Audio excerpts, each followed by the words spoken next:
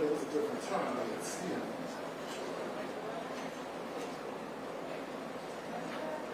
The one thing I like about this convention was you were able to engage with the dissenters and protesters. You couldn't really do anything, you just look at them, like 67 look at them caged up.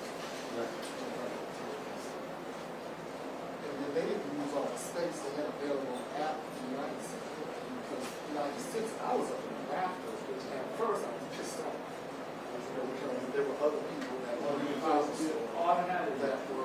that had all access. But then I got the double stories up in the rafters. Yeah, exactly. Desire some being able to work, which is also why we kind of like the guys that meet. No, oh no, I'm fucked out.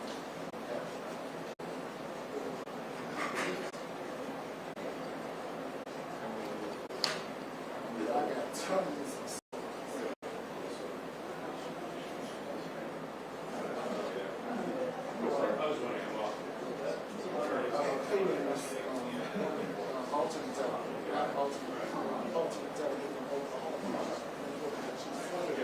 She wore glasses and she asked a very question that's on my mind and nobody wanted to ask. And she was like, well, okay, it's long road good, and then I was happy and then clip and then nominated and all that.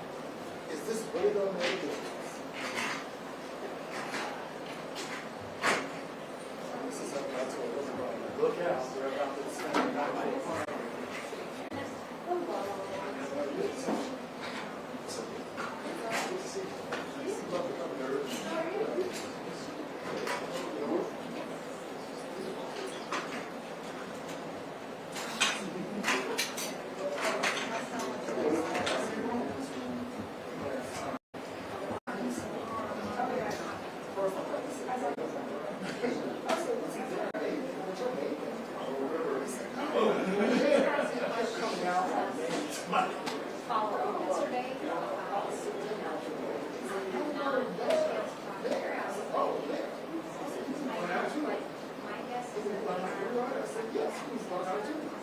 And you should know better too.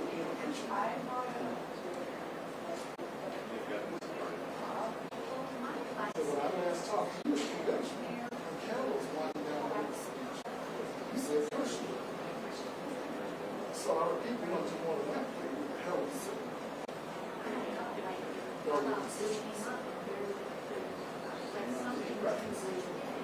I guess when we all come together, it raises the values. so there's an outrage.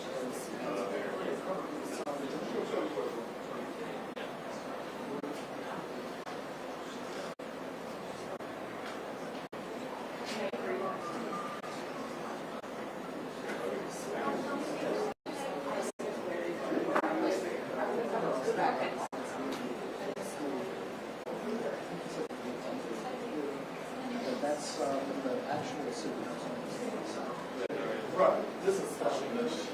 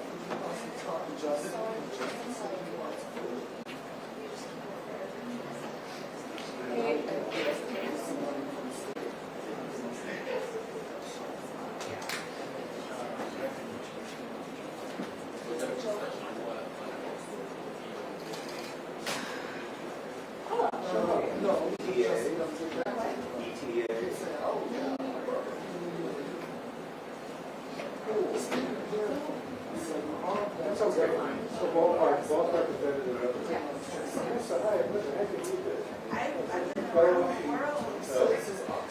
I've been around there for like just a little bit more low key. To discuss a comprehensive plan for Oh yeah. in areas of restoration, economic development, recreation, development, education, everything.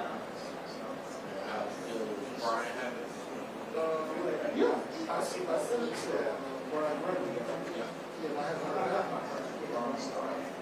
And it's in about a couple of weeks. You don't have any information. That's what we're doing. That could be very just.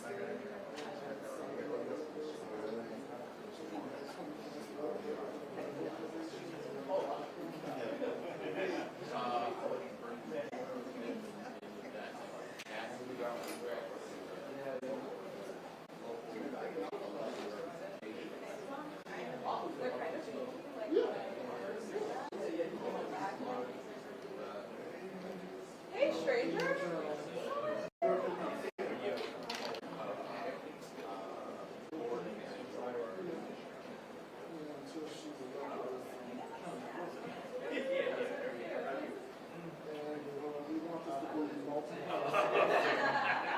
Alright, see ya.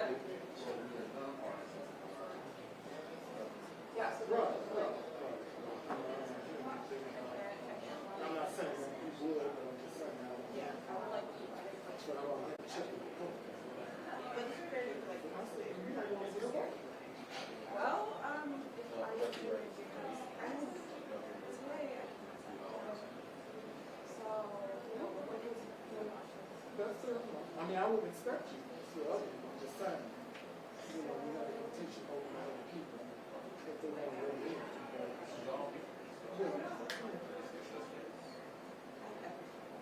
Yeah, I mean, it makes sense. Like, your people feel we extend the invitation, so they don't say, you know, they can't say it's ours, and they don't want to bring, they don't want to come.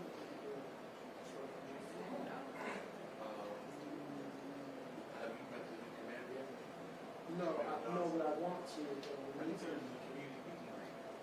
What is that?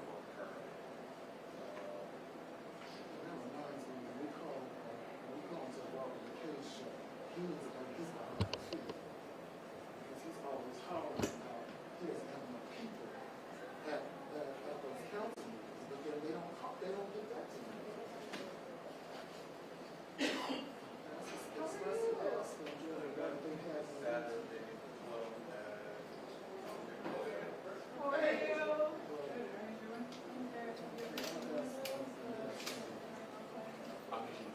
Okay, so if you can come, that's fine. 26 is from 1 to 4. So we pick your days and times and stuff.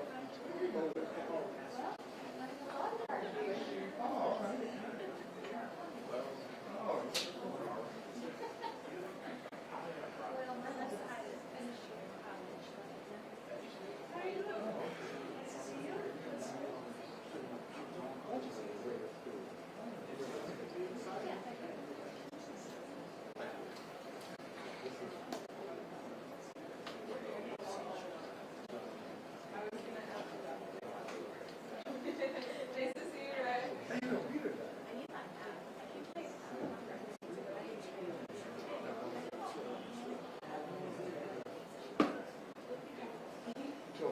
Oh, he's saying you read it.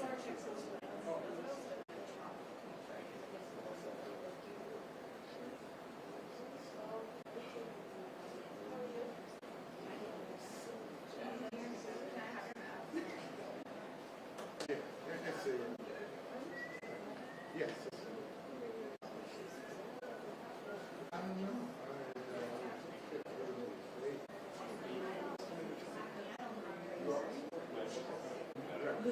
Yeah, really, it's just a person.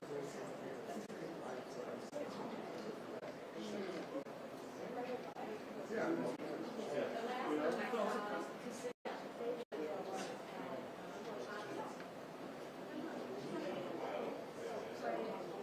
Oh, Big Ben, yeah, Fred. Yeah, you're right.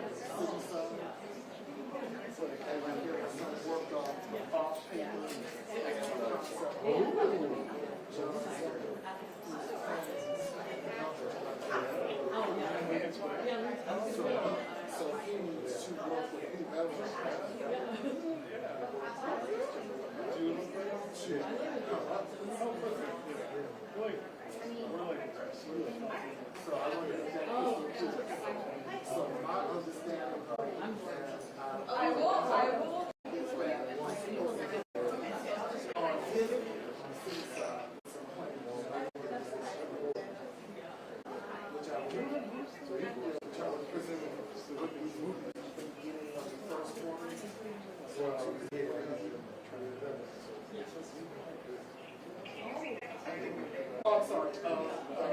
That I would presume that this would happen.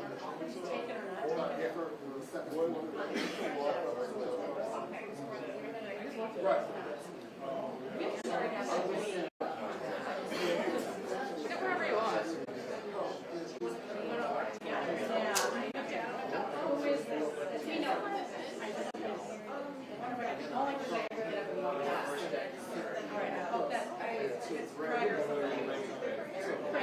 Craig Wall. I'll find him. I can take Craig.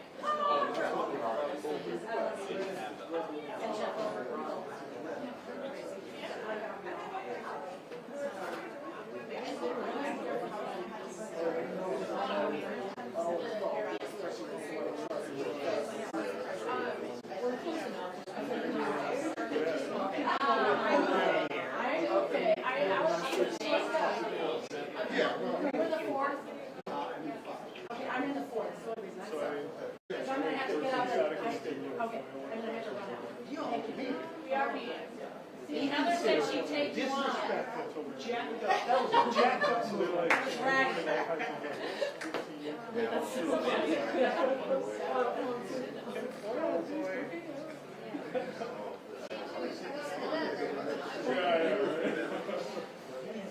Sorry. You will, I was going to say, oh, I thought you were going to say skinny arms.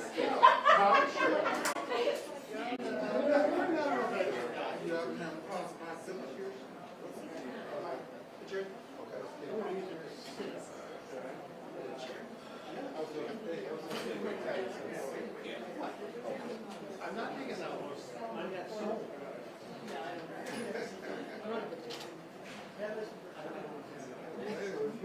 Hey, you know, I know you're,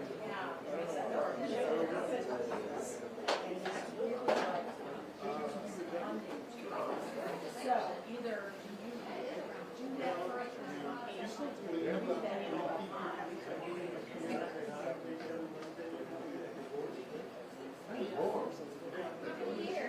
yeah, literally, I think that's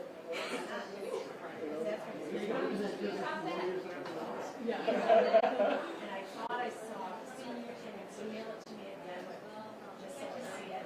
Yeah. But I'm not staying around here. Yeah, don't stay around. All right. Sounds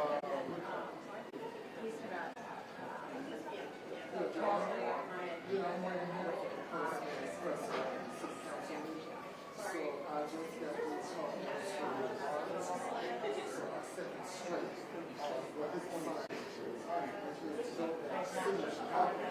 Yes.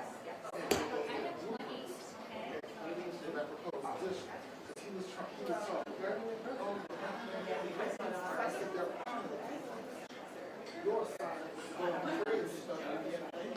He does. So he's still so I'm presuming that he will have what he should have go behind him to make sure that he would have I know how you were about our first don't look too closely at your clock. Okay. to go to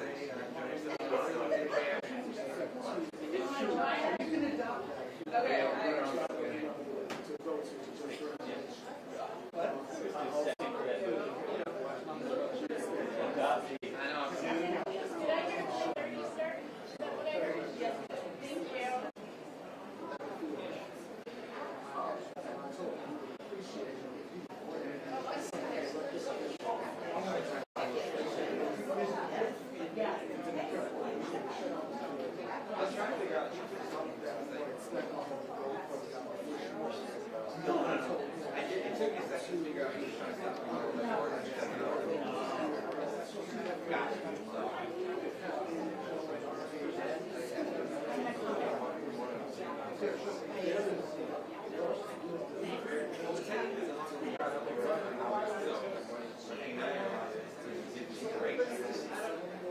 many calls?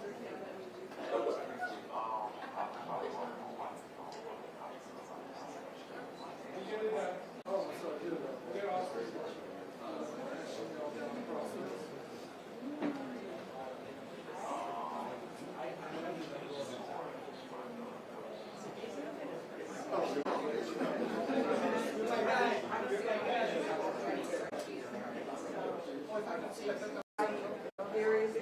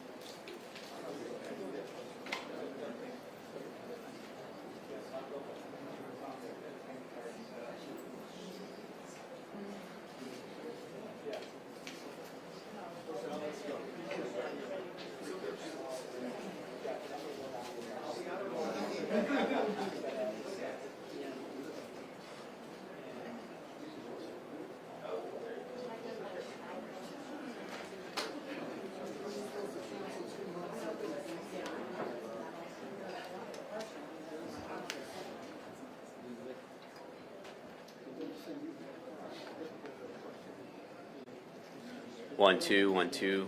Check, 1, 2. 1, 2, testing, 1, 2, mic check. 1, 2, 1, 2. Check, check, 1, 2. 1, 2, 1, 2, check, check. 1, 2. 1, 2.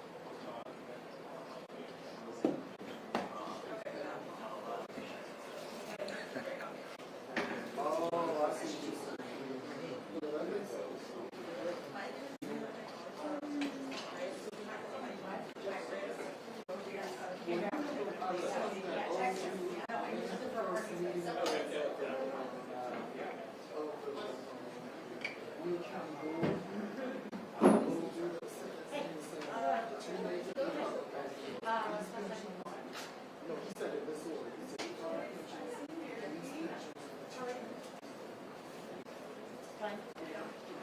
Hello, everyone.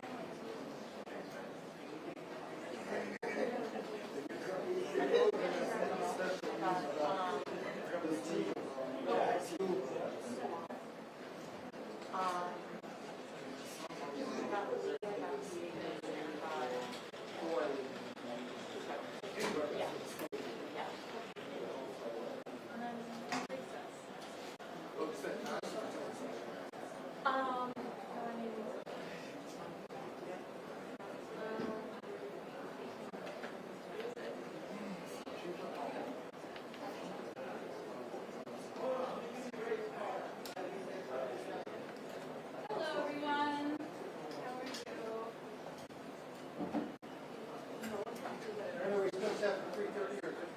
We might even be early tonight. I promise 1 minute. I know. Don't. That's off the record, but we'll see.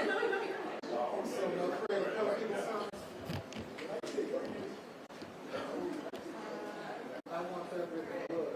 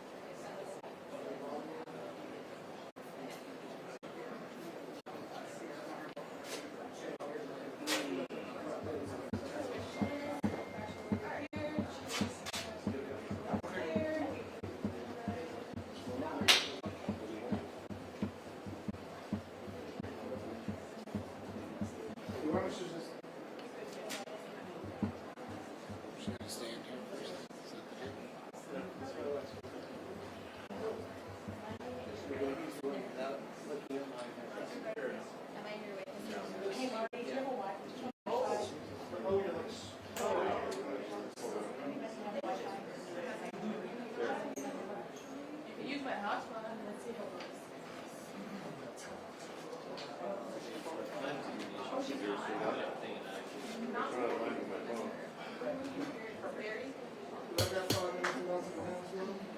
I believe that you may. Let me see.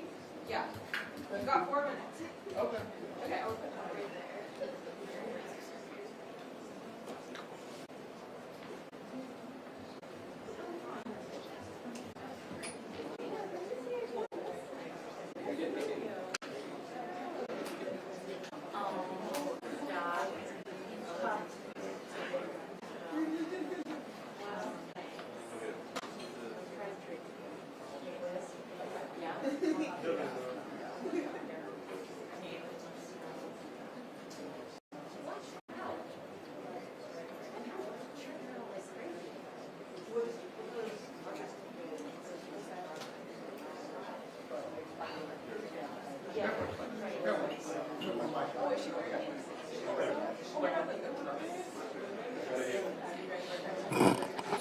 Hello again, everyone. We should be starting on time. I just wanted to also flag that we will only have time for one question from each reporter today.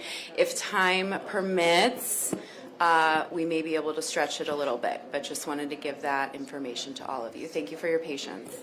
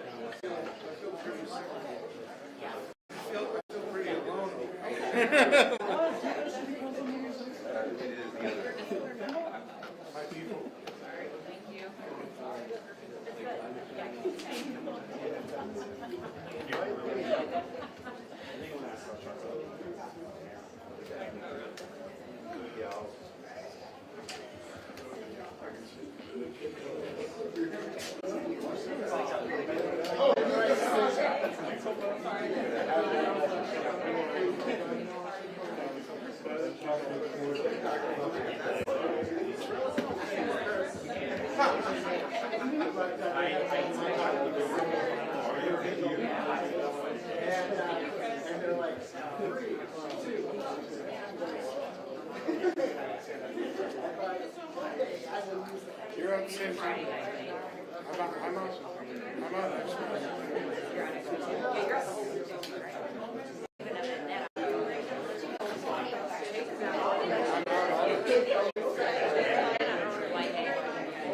Not only am I out, I'm in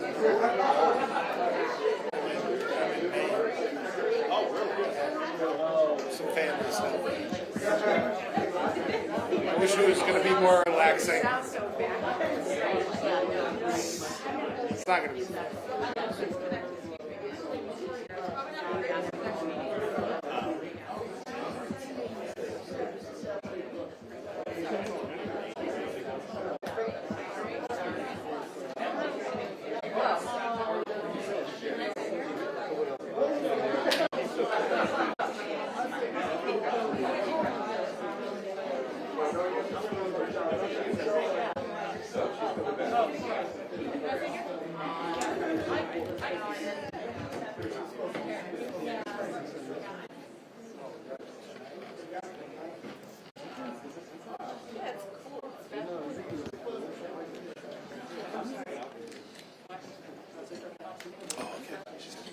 Good afternoon, everyone. Thank you all for joining us today. I want to acknowledge that this month marks the 6-month milestone since the release of my administration's Cut the Tape report. After hearing loud and clear from business and development leaders that it was too difficult to do business with the city and to build in Chicago, we introduced this signature initiative to streamline and expedite housing and commercial development. Cut the Tape will help us to secure the affordable housing and neighborhood revitalization that we need to achieve to build a better, stronger, and much safer Chicago. Today I'm proud to say that the City Council passed legislation that upholds our commitment to building faster and, most importantly, building everywhere.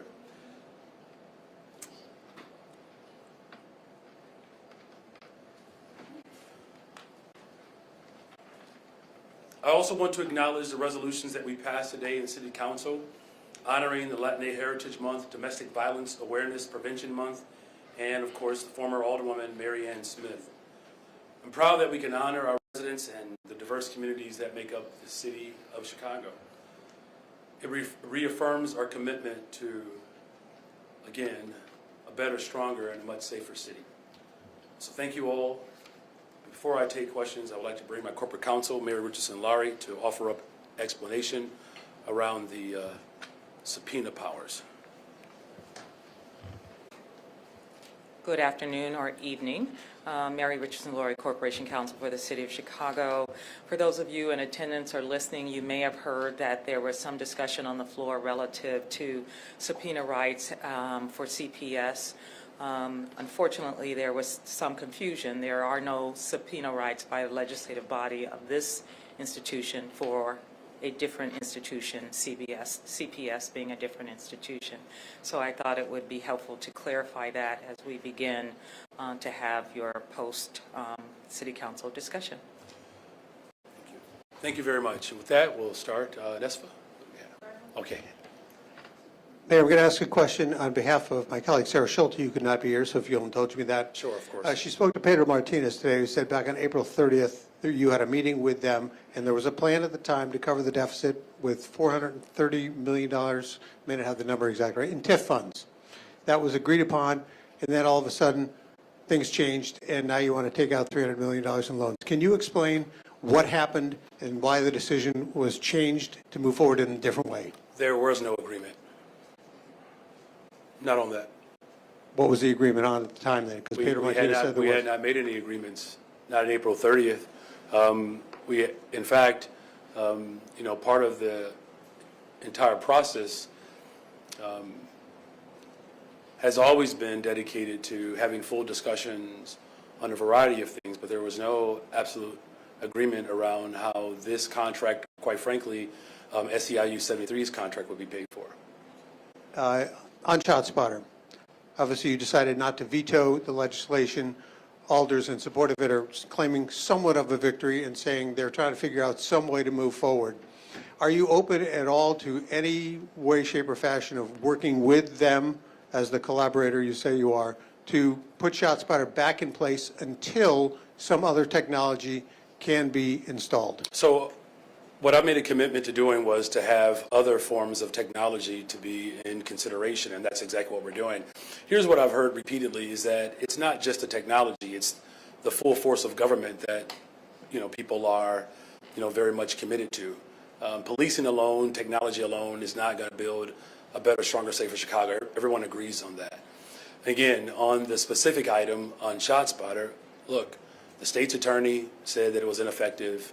The OIG, Inspector General, said it was ineffective. Houston, San Antonio, Seattle, New Orleans, cities all over America have called into question the effectiveness of this particular form of technology.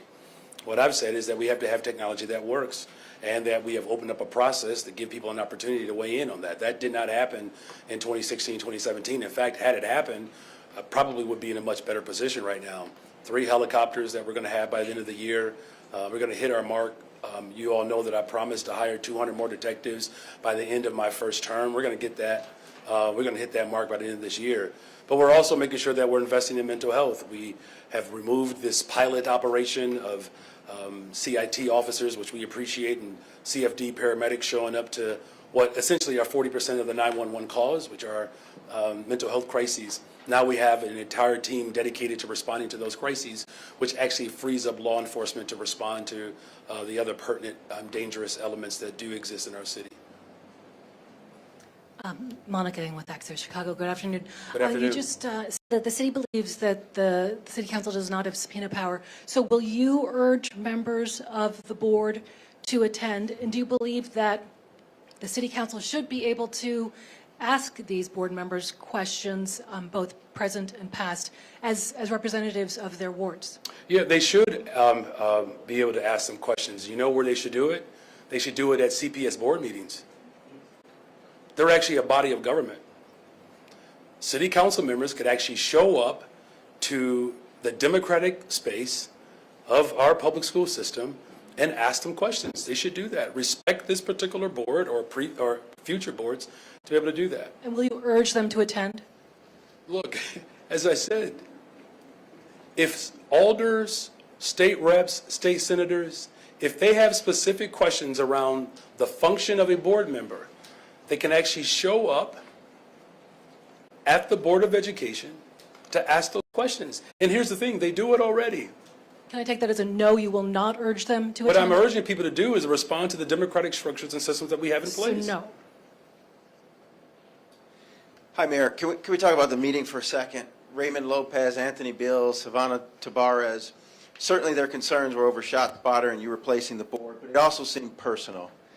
I wonder if you're frustrated that they put your agenda on hold today, and also if you think there's anything you could have done differently in the past week or in the however many months you've been in office to sort of avoid where we are now, where people are being spiteful and holding up your agenda?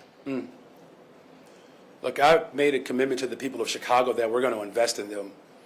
You know, the $20 billion of new investments, the $1.25 billion investment for housing and economic development, the largest investment in the history of Chicago. We've hired almost 28,000 young people. I made a promise that we're going to do that. Promise that we will put forth a comprehensive plan to build a safer city. Homicides are down, shootings are down, vehicular carjackings are down. We've eliminated the sub-minimum wage, right?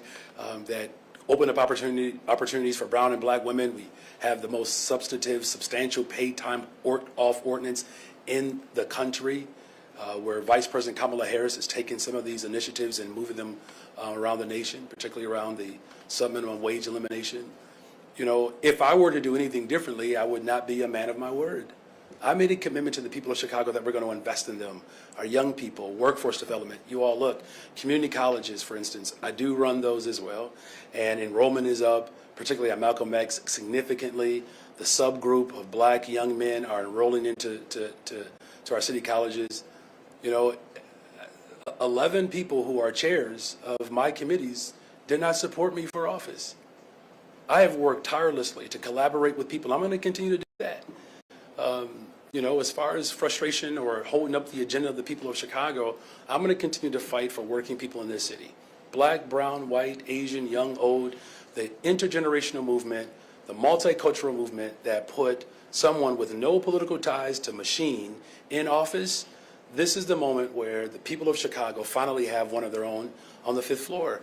And any other individuals that wish to disrupt that, they're going to have to be held accountable, you know, to their particular constituencies.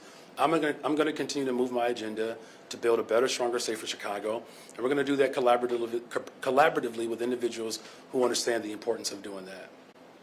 Good afternoon, Mayor. With those items referred to the Rules Committee by Alderman Beal earlier, what steps are you taking with your leadership team to have maybe a Rules Committee meeting or something to get those items back on track? Sure, that's a good question. Look, our IGA team will, you know, work with the respective chairs to make sure that those items, and many of those items, I mean, we're talking about items that, you know, are going to bring more affordable homes to the people of Chicago. You know, addressing the economic depravity that has existed in this city for a very long time. These are the same individuals who did not stand up and fight for the very communities in which I'm investing in. So it's, you know, I guess it's par for the course, but, you know, it's not going to discourage me from moving my agenda. And then to follow up with the $1.5 billion refinancing plan deferred today, do you have a plan to try to get that through before budget season starts? Yeah, we still do. Our chief financial officer is here. One of the things about our administration, with some of the discourse that's happening, and I know what it looks like to you all, but we don't panic. We don't. There's no need to do that. We have some of the sharpest minds in America who are working on these critical issues, and you know, we have a timeline in which that we're still prepared to reach, and we're going to do what's necessary to ensure that we're going to keep investing in people. Thank you for taking the question, Mayor Johnson. Of course. My question is about bonds and debt. There's been a lot of discussion about that from the CPS level as well as the city level. Are you concerned at all about what that might have, like an impact on its rating or the outlook for the city or CPS? Well, look, of course there are concerns about the financial conditions of our city. You know, unfortunately, these concerns have been in the ether for a lot of years now. So it's our responsibility to fix the problems that we inherited. And what I will say, though, is this. I made a commitment to make sure that we're going to invest in our children and we're going to invest in the classroom. We're going to make sure that there are social workers and counselors, that there are special education services that are available to families. But we're also going to make sure that we're going to continue to grow our youth employment and workforce development. These are things that just cannot wait. And so we're looking at all options to ensure that we present a balanced budget, but a budget that doesn't cut critical services. Closing of schools, you all, is not an option. Firing women is just not an option, and particularly for our public schools. And that has been the vision that people have had in this city for so long, that apparently there are individuals who think that the status quo is acceptable. It's not for me, though. But are you concerned about the credit outlook or the rating, given that? What I'm concerned about is that we have families like mine that cannot find a school in their neighborhood that meets all of their needs. I mean, you tell me. You tell me. Is it okay, and not you in particular, but just society as a whole, is it okay that brown and black children continue to lose? Not for me. I'm the first mayor in the history of Chicago to actually send kids to the public schools. Look, I taught at Jenner Academy in Cabrini Green, you all, and when a school was closed on the other side of Division, it was a nightmare for an entire school year. Crossing gang territory or just territories that have been sort of, characterized by one particular group over the other. From the school closings in 2013, I've expressed this before, you all, there were 1,100 students that we never found, that were all black, by the way. Where schools have been closed, population loss is almost 10% in those various communities. And so part of our redevelopment is to make sure that families don't, have to suffer and get forced out of the city. But also, more importantly, that we want to make sure that every single child has access to a fully funded neighborhood school. That's what I said I was going to fight for, and that's the fight that I'm having. And I will fight anybody. I will fight anyone who stands in the way of my administration standing up and investing in our children. I don't care who you are. I'm going to take you on. This is for the Corporation Council. The City Council, they've pointed to a state statute that they argue would give them the ability to issue subpoenas. The statute says the corporate authorities may investigate the enforcement of the municipal ordinances, rules, and regulations, and the action, conduct, and efficiency of all officers, agents, and employees of the municipality. Do you believe that the City Council has subpoena authority under that specific provision under state law? Just want to make sure we're clear. Mary Richardson Laurie is her name, okay? All right, thank you. Mary Richardson Laurie. As I noted earlier, they're referencing a state statute.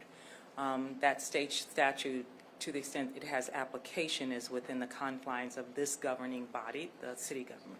That's a different agency. They simply don't have subpoena authority relative to said agency, and I'm happy to have a specific conversation with any alderman to ensure they have a better understanding of both the law and what opportunity they do or don't have with respect to that subject. So they would be able to issue subpoenas within the realm of city councilors, city officers, but not CPS. It has. That's a different agency. It has its own separate governing body with its own separate rules. They cannot. They are not the legislative body over or the Board of Education or those people who are employed by CPS. And do you know just if the City Council has ever issued subpoenas under that provision? I don't know if they've issued it under that provision, but we certainly have historically had an issue with respect to specific set of facts around a city employee.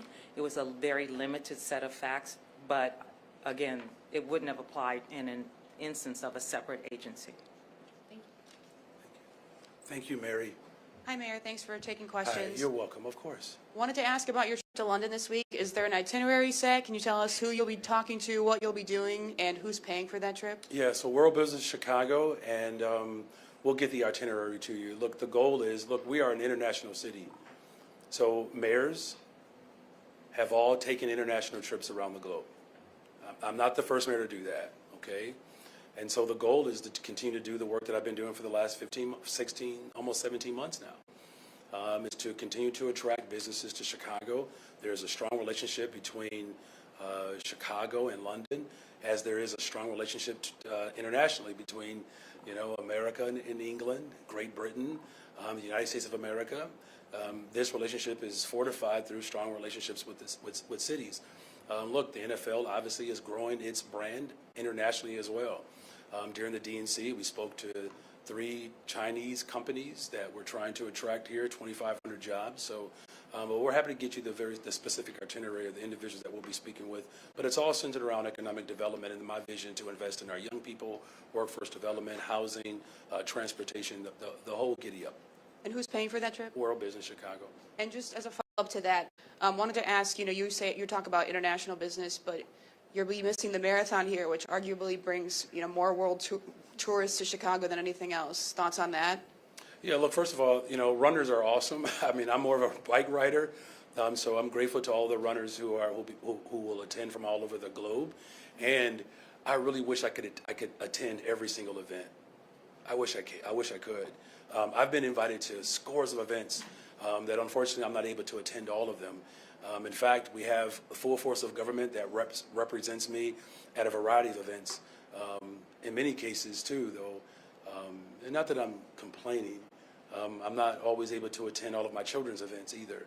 And that's, something I know that every single parent deals with, but thank God for my wife and my mother-in-law who can represent me when I'm not able to attend a soccer game or report card pickup. But the city of Chicago will be represented by my leadership. And again, I really wish I can attend all the events that I'm invited to. It's just the schedule is that's not possible when you're one mayor, when you're one person. You understand that, right? Okay, thank you. Hey, Mayor, fellow bike rider. That's right. The CTU called for all TIFs to be taken down as soon as possible and on a much faster timeline than you have generally proposed. They say that'll free up $1 billion for the school district. With that in mind, do you stand by your plans to use the LaSalle Street TIF to create new housing here? And what do you think about the CTU's TIF proposal? Well, I haven't seen their proposal, so I will say this. This is, look, the CTU's proposals, as well as other labor groups or businesses who put forth proposals for revenue. Of course, we'll sit down and listen to people and, talk through the ramifications of them. But what I have been very clear about is that the TIF surplus that belongs to the particular taxing bodies, that I'm still very much committed to ensuring that those surpluses reach our classroom. Do you think that TIFs play an important role in the next 4 to 10 years? Well, I mean, they do. I mean, this was the whole point of our 1.25 issuance of the bond.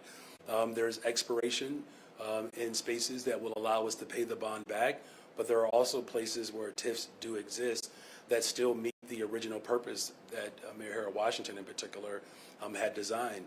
But at least based upon the evidence that's in front of you, that unlike other administrations, we have made a very strong, coherent commitment to reimagining how TIFs can be distributed, but more importantly, coming up with more of an equitable system where TIF dollars can actually reach the very neighborhoods in which they were purposed to do. That's why, again, this $1.25 billion investment for housing and economic development, the highest investment and the largest in the history of Chicago, is why we put that forward. Thank you for that question, and good luck out there on your bike. Be safe. Good afternoon, Mayor. Good afternoon. Are you surprised by some of the opposition and criticism you're getting from your fellow progressives? And should you do more to repair that relationship, given the common ground you already share? Well, I will say nothing surprises me. I mean, this is Chicago politics, you all. This is par for the course. It's nothing, that we can't handle. My agenda to invest in people continues to move forward. That's the most important thing right now. I made commitments on the campaign, and I'm keeping them. Now, look, I know that there are people who are not accustomed to a politician giving their word and keeping it, but we said we're going to invest in people.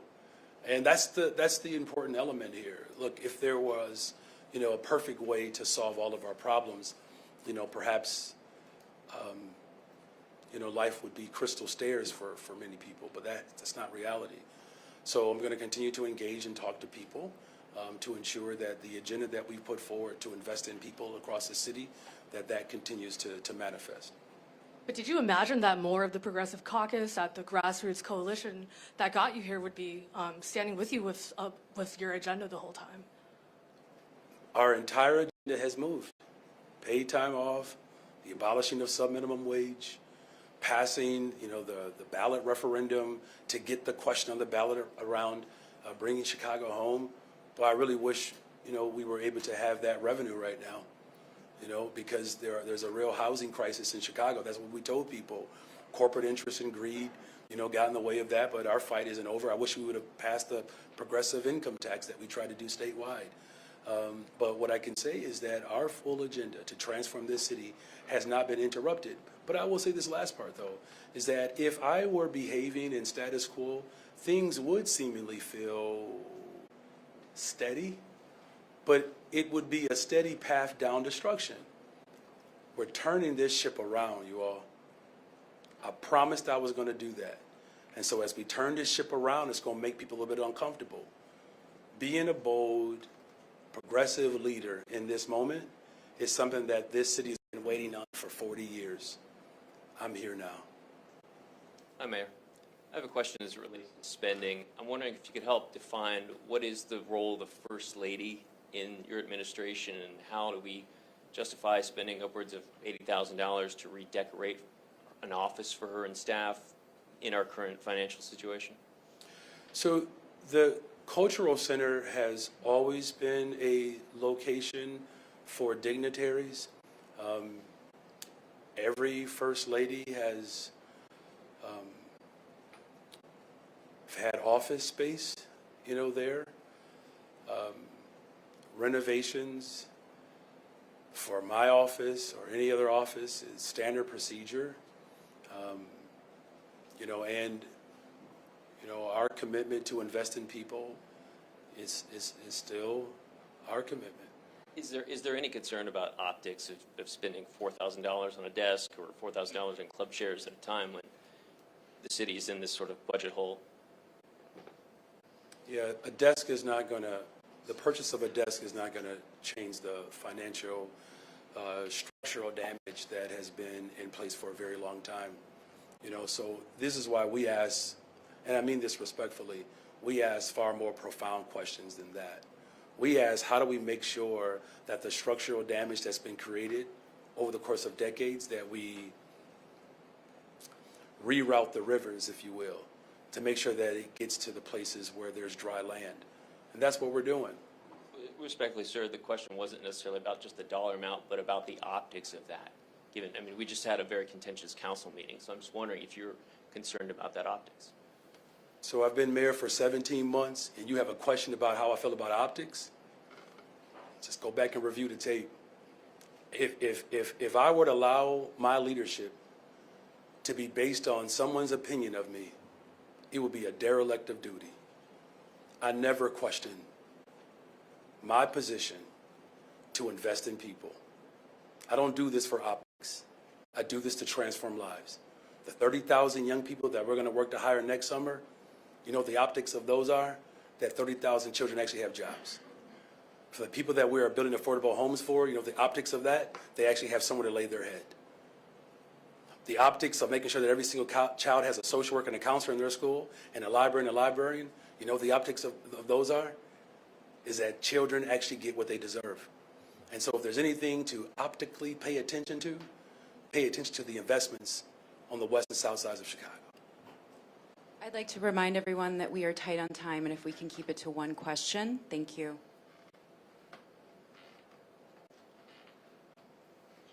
Hi, Mayor. So Alderman Conway is proposing that your administration and the city move the Greyhound bus station, which lease is expiring at the end of the month, I believe, to the migrant landing zone, which would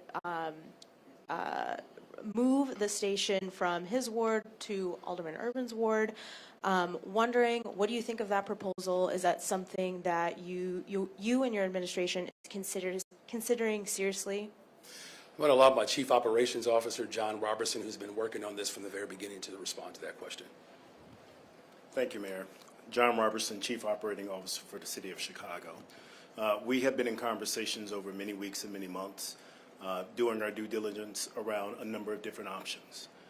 And so we have been in receipt of Alderman Conway's recommendation, and we will take a look at that as we take a look at all the options that we're considering to ensure that there's going to be intercity bus service here in the city of Chicago.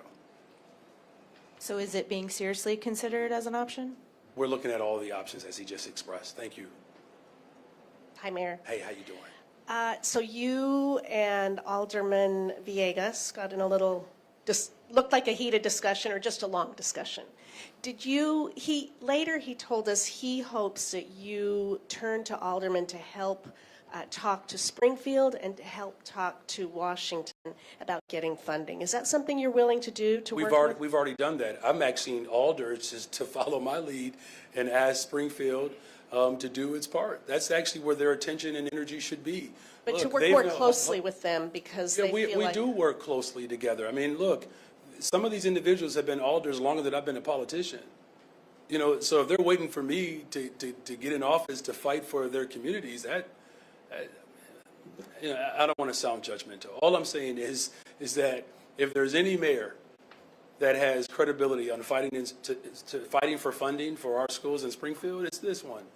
Again, the first mayor to send their children to Chicago public schools, taught in our public school system, organized parents all over this city to fight for an elected representative school board, of which we now have, the first mayor to actually keep their promise to see that come into fruition, because I think it's important that we expand democracy.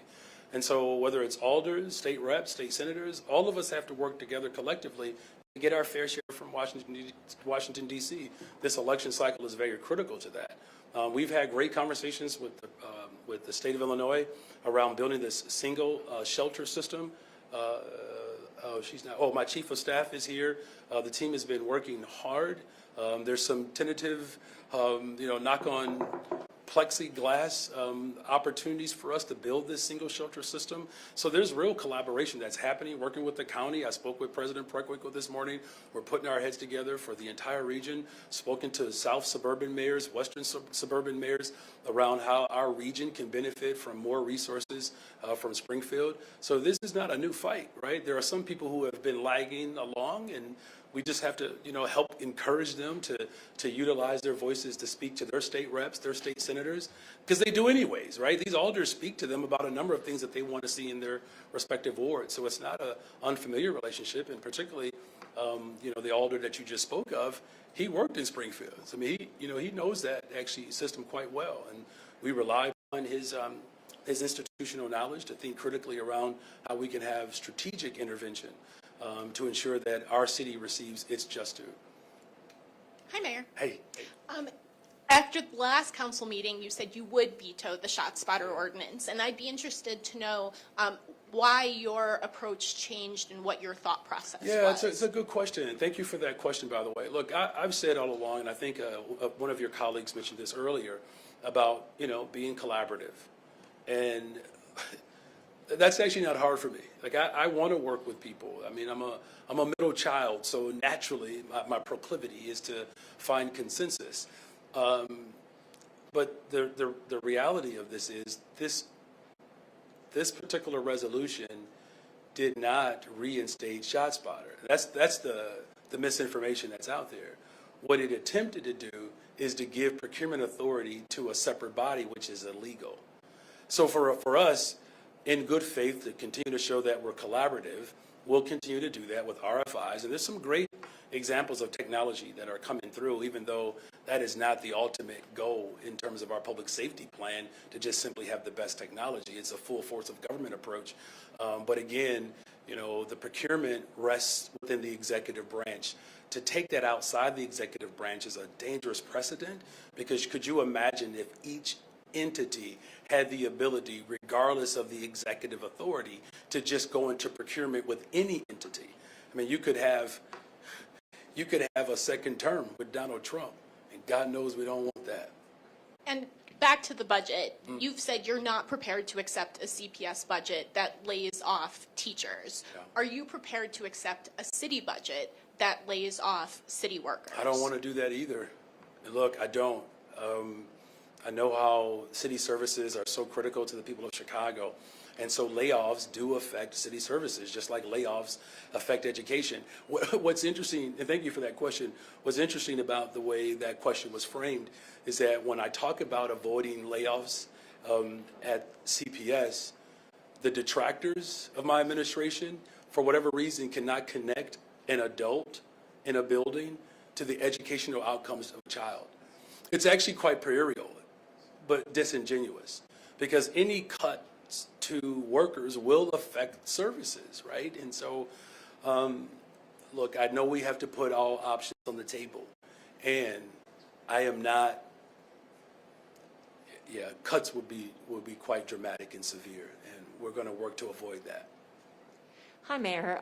You trusted this past board enough to appoint them. Why didn't you trust their decision not to fire Pedro Martinez and to take on that $300 million loan? Well, this was really about the transition into, what I'm shepherding to a hybrid school board, right? And the reason why I'm just lifting that up is because this transition is critical because it's never happened before. So there are some individuals that are in consideration that could remain if they choose or depending on the outcome of the election. The current board, the individuals that resigned, none of them ran and none of them had any interest of carrying over. As far as my trust, I did trust them to carry out our vision for evidence-based funding, special education, investing in our neighborhood schools, removing officers out of schools so that we can have restorative justice. And so they did their part, and I'm grateful for their leadership. But this is not about one individual. Every board will have the opportunity to evaluate the CEO, and they will have the ability to make a decision if they so choose. But, you call this a transition. Isn't that just spin? I mean, that's kind of like if I got dumped and then I said, I'm transitioning to being single. Like, the board resigned. Well, I hope you doesn't feel like I hope a you plan. didn't trigger anybody with that example. It's quite ominous, actually. I don't know if I follow your entire your logic. I guess what I'm saying is try that one more time. I guess you're saying this is a transition. Yeah. It feels like a way for you to spin this. I see. So you're just making a comment that it feels like it. Okay. Well, thank you for your comment. Okay. Well, I'm just wondering if you can, I don't know, clarify it somehow. Clarify how you feel. I can't. I'm not going to clarify how you feel. In all due respect, I don't think that's my role to clarify your feelings. How you doing, Mayor? My name is Corley J. with the Tribe. Hey, welcome. Welcome. Thank you. When did you start? In July, actually. Okay. All right. Well, welcome to the show. Thank you. I wanted to get your thoughts on some city council members securing $2.5 million to keep ShotSpotter. Do you think that is political theater? And what do you expect next from them? And also, what are your thoughts on how that money could better be invested into Black communities? Yeah. Well, look.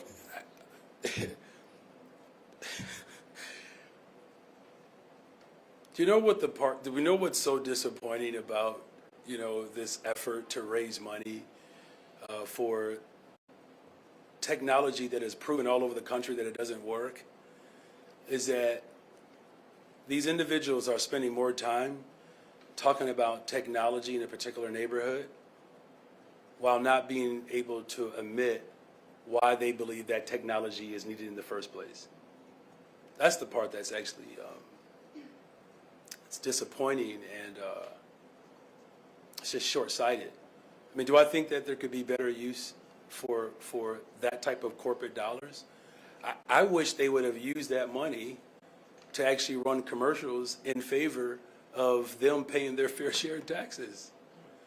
They're going to raise $2.5 million for a single item that has proven its ineffectiveness, but work against $100 million that could have addressed housing and homelessness in this city. Do you understand how disingenuous and how unthoughtful that is, particularly when it comes to the very neighborhoods that they say they're advocating for?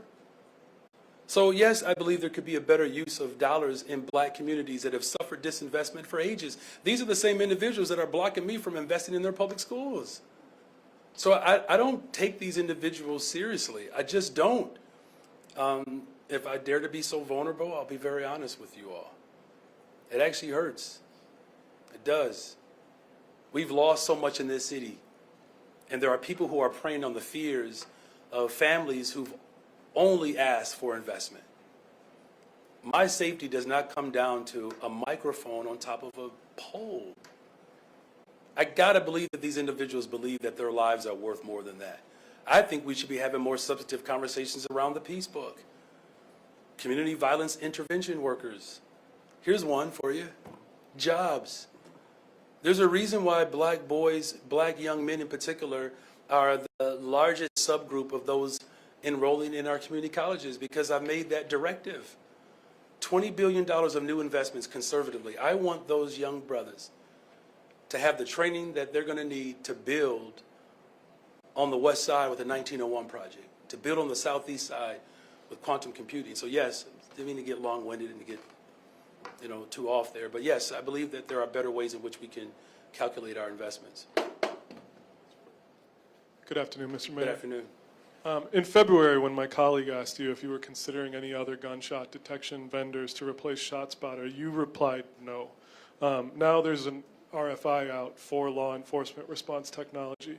Could you discuss how your position on that evolved and why, and then also how law enforcement response technology fits into the People's Plan for Community Safety? Yeah, so again, as I said before, I'm a collaborator. I listen to people. At the time, my position was very clear. It was about shot detection. But what I have come to appreciate is that there are other forms of technology that we did not have at that time, where it has displayed where there could be more accurate data. In terms of how it fits, it's a small part in it, quite frankly. But it is a part? Well, I mean, look, the bigger goal is to ensure that we actually invest in people.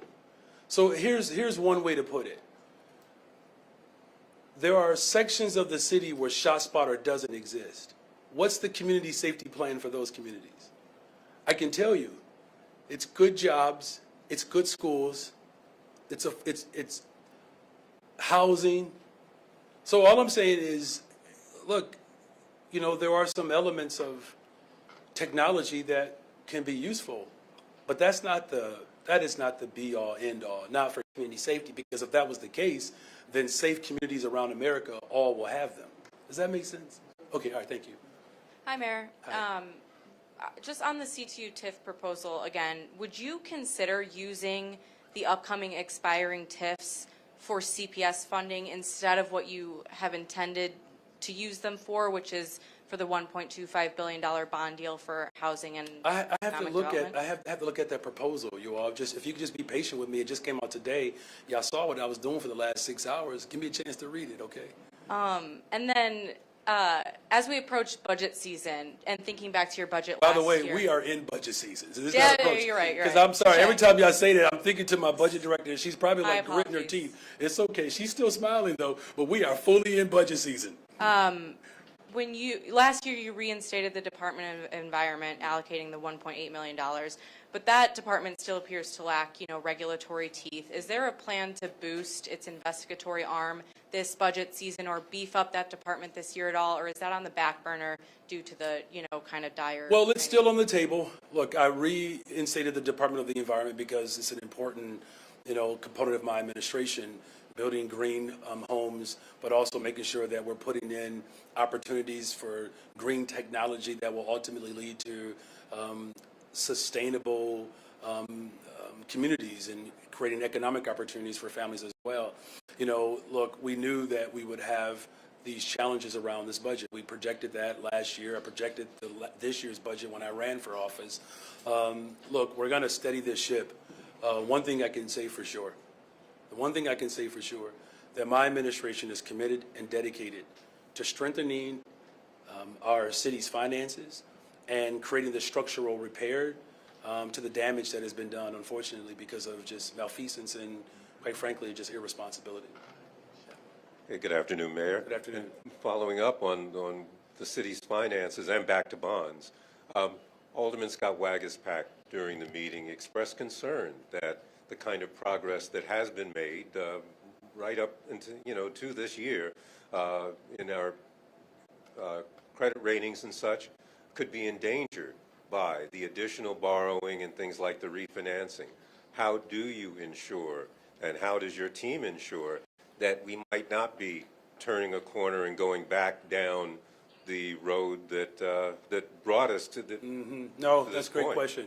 Our CFO, Jill Jarowski. Thank you, Mayor. Jill Jaworski, Chief Financial Officer of the City of Chicago. I'm glad you asked the question. We've been very concerned about a lot of the misinformation that has come out about this bond issue. This bond issue is not adding debt to the city's books. It is a refinancing. Every dollar of bonds we issue is going to pay off other bonds. We are simply taking existing bonds that have 5% and higher coupons and replacing them with bonds that in this market would probably yield somewhere in the 3.5 to 3.8%.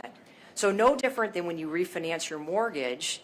If you take a mortgage that, if you unfortunately had to get a mortgage in the last year or so, you'd have a very high interest rate mortgage. And as rates come down, if you take advantage of refinancing it at a lower rate, you're not damaging your credit unless you're borrowing a lot more. But we're not doing that. Every dollar will be spent to reduce outstanding debt and lower our cost of borrowing. So these concerns that it's going to damage our rating, they are not founded in understanding what the purpose of this bond issue is. We are not issuing any additional debt for projects, for operations, for anything else. We will go specifically to City Council when we need additional debt, just like we did for the Economic Development and Housing Bond, just like we did for the GO bonds we issued this summer to fund our capital program. We will go specifically when we need additional borrowing for projects. This is for refinancing. It's to save the city money. It makes a lot of sense. And we're concerned about any repetition of the notion that this is putting our credit at risk. It is not. Mayor, maybe you've been asked this, but perhaps if you haven't, I know we started it the other day.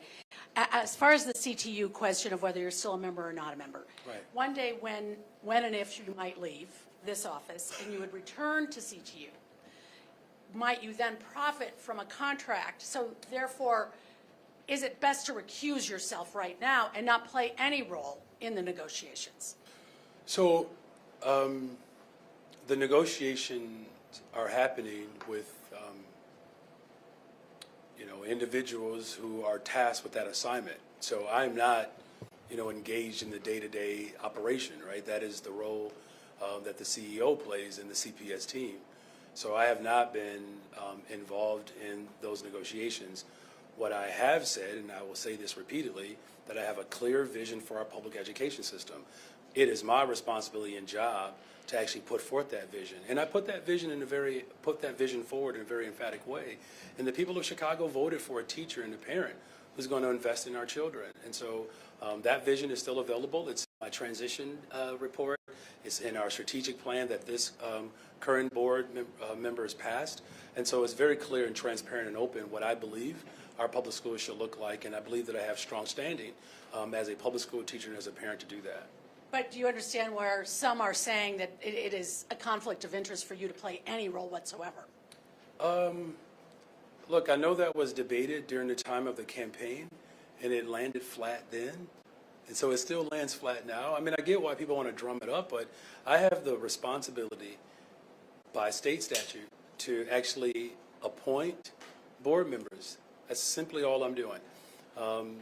Look, I know exactly what parents need. I do.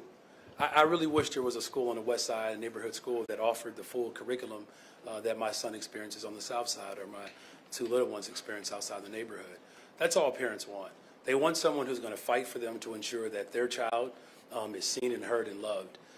I don't believe that's a conflict as a parent to actually put forth a vision that's very clear around what parents absolutely need. Thank you.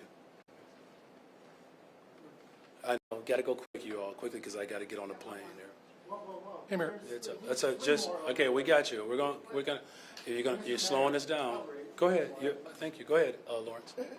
So I spoke to Pedro Martinez today. He is calling on you to essentially double the size of the TIF surplus you did last year, right? It would need to be nearly $1 billion for CPS to receive the amount of money he says is needed to close out a CTU contract, SEIU, the $175 million pension payment. He says he spoke about this plan with you in April. Is that something you're considering? Do you think as I said before, this was asked when you walked outside the room. I've always made it very clear that I'm going to provide the TIF surplus. He didn't call on me to do that. I've been fighting for that before for years in this city.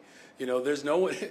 if there's one mayor that has receipts about what my vision is for public schools, it's this one. We've always called for a TIF surplus to go back into the taxing bodies. But the size of this one specific, last year I think the record My was budget director is 434. here. So look, Yeah. whatever is there that we can surplus, I've made a commitment. Those are my values. That's not something that anybody had to call for me to do. Why don't you use the microphone, Mr. Kelly, if that's okay? You got it. And these will be the last two questions, right? Wonderful. Thank you very much. Mr. Mayor, William Kelly, City News. Last time I was here, I asked you why you were prioritizing migrant spending over public safety. You said that you weren't. A handful of hours later, you earmarked another $100 million to a migrant vendor. $100 million, that sounds like real money to me. You doubled down on your opposition to ShotSpotter, excuse me. Some people are suggesting maybe what we need is body spotter technology. Bodies are piling up in alleys, on sidewalks. People are afraid to call 911 to pick up, to have the city come and pick up these bodies, okay? And I'm hearing from real Chicagoans, okay, black and brown. They're asking me to ask you, can they trust you? Can they believe your word? Are you lying to them? There are some Chicagoans who are literally comparing you to Lightfoot. Many are saying that you're worse than Lightfoot, that you're an even worse mayor than Lori Lightfoot, if you can imagine this. When I used to ask Lori Lightfoot you questions. asked your question. Okay, Your well, question here's my was- question. Here's no, my you already simple asked the question. question. You say, can people trust me? Here's my real question. Okay, all right, so you're going to have a real question So this time. Lori Lightfoot, when I used to ask her about shootings, right, towards the end of her administration, she would say to me that the only reason anyone was asking her that question was because she was a black lesbian. Remember? Now, you're not even 2 years into your administration, and whenever anyone asks you, difficult questions, you give essentially the Lori Lightfoot black lesbian answer. That somehow people are questioning you All right, because William, you're you got black. to get to your question, man. Well, Just ask your question. you Otherwise, got 2 more years. Do you have a better answer than you're a black man? Okay, well, I'm not a black lesbian, so I have never said that before. Look, the people of Chicago trusted me, and they voted for me. And I'm going to do everything in my power to continue to invest in people. All right. Thank you. Chicago Day. I think this is the 53rd anniversary of the Chicago fire, 1871. Well, you would know that. So, yes, anyway, yay. All right. Before I quickly get into my question, I think we need to clear up some misinformation because I was the one that asked the question the last time about different alternatives to ShotSpotter, and you said specifically you were looking at different technologies. You weren't able to share that, so I thought. Right. There's an RFI. That's right. Yeah. Okay, so the question is, your black constituents, understanding it's hard out here for a pimp, out in Chicago's Deep South, want to know on the far south side what they're going to get out of all this hobnobbing in Threadneedle Street and in Westminster. And also, they want to know how much closer are we to the end of studying up and the beginning of paying up, considering that the Green Party ticket of Butch Ware and Jill Stein has a platform plank of a black agenda that includes reparations. Well, as you know, and thank you all, you've been very patient. As you know, that I've made a commitment to investing in, this study, and I hear you. I know that there are people who are eagerly anticipating, a full vision of what reparations could look like at the municipal level. Still very much committed to that mission. I've been very clear about that, and we're going to do everything in our power to ensure that this commission works in earnest and that it actually receives voices like yours and voices throughout the entire city of Chicago of how we can respond to the crisis, of course, that has existed for a very long time in this country. And that crisis has just been the lack of attention and real investment in black Chicago. So thank you all. Go Bears.